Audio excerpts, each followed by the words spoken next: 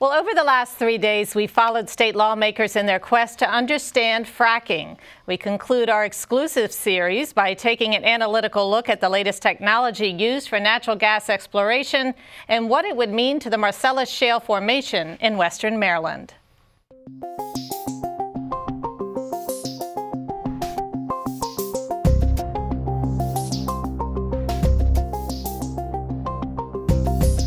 Good for road subgrades. Frostburg University professor Gary Reeves is researching ways to make fracking less harmful to the environment. Drill shellings from natural gas exploration can contain 8 different toxic metals, including arsenic and lead. With a little bit of tweaking, this material will be completely benign, and so that something would have been an environmental hazard is now a construction material with low-bearing properties and actual value. Reeves is hoping that byproducts can be used for highway construction to avoid the transport of hazardous materials. Researchers are also looking into ways to avoid hydrofracking, the use of excessive amounts of water in natural gas extraction, some of which is radioactive.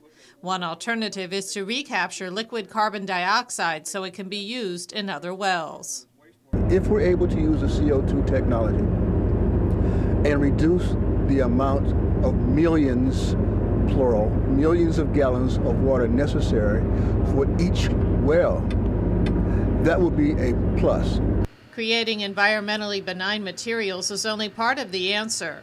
Arkansas recently put a moratorium on fracking because of a significant increase in the number of earthquakes. And they're trying to decide if those earthquakes are a result of the hydraulic fracking that's going on in Arkansas. Analyzing the pros and cons of fracking in the Marcellus Shale formation has been no easy task. Maryland legislators spent the better part of 2011 trying to decipher the issue. Well, we are a state economy. We don't exist just in Prince George's County, so if we wipe out the tourist economy, the recreation economy in western Maryland, that's going to impact on us in terms of lower revenue, increased demand for services. The cost of environmental cleanup is a huge cost, and the state is the body that's going to end up with that cost if we don't do it right. Here at Deep Creek Lake, some local residents have already begun leasing the rights of their private land to natural gas companies. Pennsylvania has also gotten into the action by leasing state land and reaping the profits. It's something Maryland has yet to consider. We don't know exactly how much lands that we own mineral rights on completely.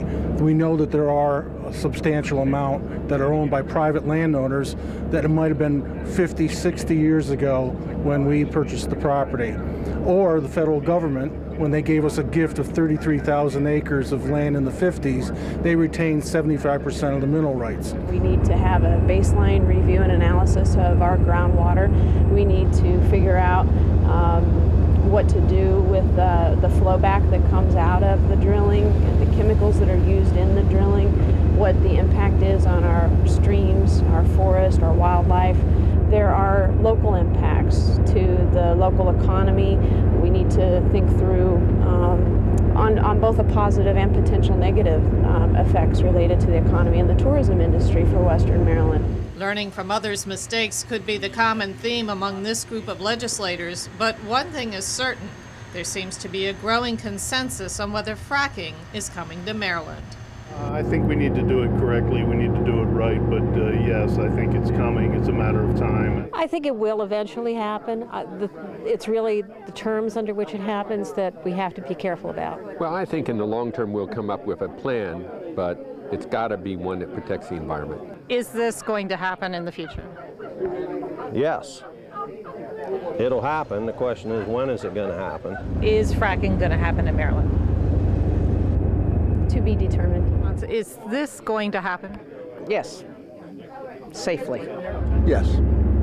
It will come to Maryland. Possibly.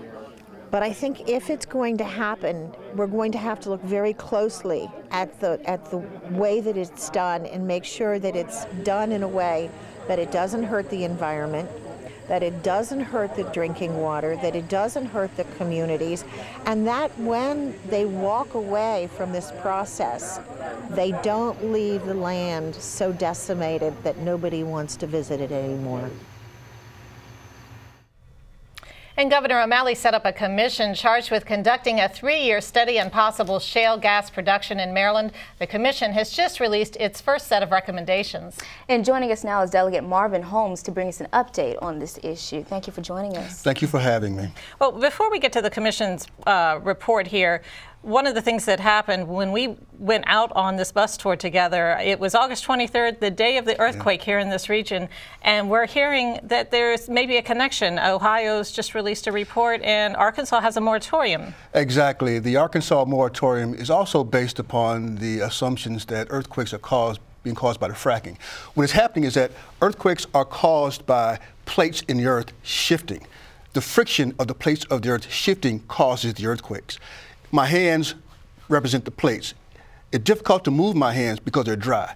If you inject the fluids from the brine of the hydraulic fracking between my hands, like water, it's easier to move, which causes the earthquakes to be easier to accomplish. That's very scary, meaning we may have more earthquakes if we proceed with this. That is the assumption by the geologists and the scientists thus far in Ohio and in Arkansas. And Delegate Holmes, moving on to the recommendations from the commission, I understand it includes a change in a law that would allow landowners to make it easier to bring claims against drillers for water contamination and other damages. That is one of the recommendations that is being put forth by the commission. And I want to make sure we understand that the legislations have not been brought forward yet. But current law only brings forward, current law only talks about well drilling on state land. These new well leases are not on state land. Therefore, by definition, the laws have to be changed to address the leases on non-state-owned properties. Okay, so there's a lot of work to do in the future here. In terms of the report, there's also some recommendations about the liability structure. How would that work? Yes, indeed. The liability structure is going to be increased to be somewhere around the limits of $100,000 per well, or perhaps a $500,000 liability, a blanket liability for a well drilling company. Okay. And session begins next week. Are we going to be seeing this issue come up, as well as what other legislation are you working on? This issue will be coming up. This is going to be an ongoing issue. I'm going to guess probably for about 3 years or so. There are a lot of things that need to be discussed and accomplished. For example, transportation. The roads that these wells are going to be utilizing have to be taken into account. There are a couple of applications right now where the water is being shipped in from Maryland by truck. The brine or the waste is being taken out of Maryland by truck as well. The roadways need to be increased in terms of their thickness and their ability to handle this traffic. There's also going to be some legislation, I hope, relevant to the well drill heads. I had legislation relevant to the well drill heads this past session, but decided to wait until this study was completed before I submitted it. If you recall the oil spill in Louisiana, it was caused by an ineffective well drill head. That same kind of well drill head is used in these hydraulic fracking processes. And if they aren't done properly, you will have what has been noticed on the gas land video, migration of these gases into the waterways of the citizens of the state of Maryland. And we definitely do not want to have these occurrences. Yeah, you're right there. Just very briefly, I have about 30 seconds. Any other legislation that you feel may be coming up in the near future here? Not relevant to hydraulic fracking, but I've got some legislation that I think would help us to revitalize and increase the economic impact of our state rail stations, our metro stations, et cetera, to give incentives to our developers who want to perhaps put some mixed-use development around our transportation stations. Okay, well, thank you so much for joining us, Delegate Holmes. Thanks for having me. I really appreciate it. And second phase of that Maryland study is due in August 2012. It will address the best ways to limit environmental and public health risks of shale production, shale gas production.